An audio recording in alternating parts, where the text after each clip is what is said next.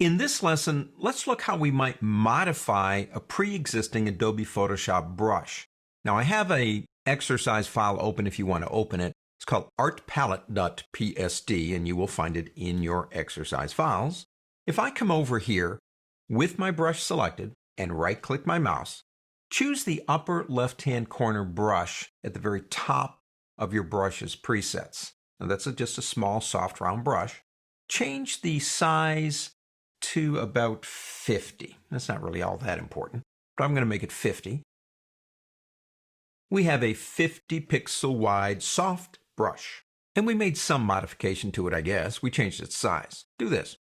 Go up to the word window on the pull-down menu and go down to brush, the brush panel. Now you may already have it over here. I did.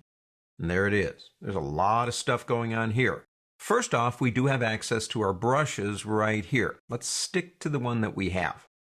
Let's look at this stuff down here in this lesson. Number one, size. We know what that does. We have an angle and a roundness. Now this brush is perfectly round, but we can change that. We can either change it here, or we can click right here and drag in. So we're at like 32% round now. We come over here, as you can see. It's a completely different brush. It's more like calligraphy. Let's change the angle. Now we can do that here, like 45 degrees. Or we can grab that arrow and bend it ourselves, and now we have a completely different brush.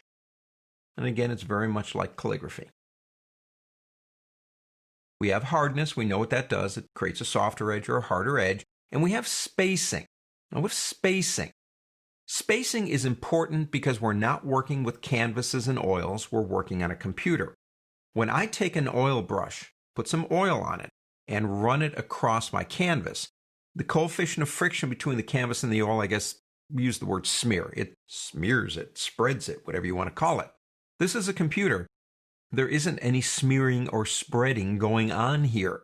What happens is the computer stamps it every 25%. So if we come over here, this is just stamping. But if I drag, it's actually repeating the shape every 25%. Now we can change that. If we change that, say, to 100, let me just do it this way, it'd be easier. 100%, and I come over here again and drag, you can see what's beginning to happen. Let's do this. Let's use my right bracket key, make that even bigger. Every 100%, it gives me another one.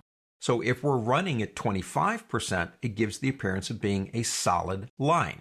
Let's do this. Go back up here and click the original. That sets the defaults all back to normal. If we change the spacing, say to 200, let's go ahead and do that.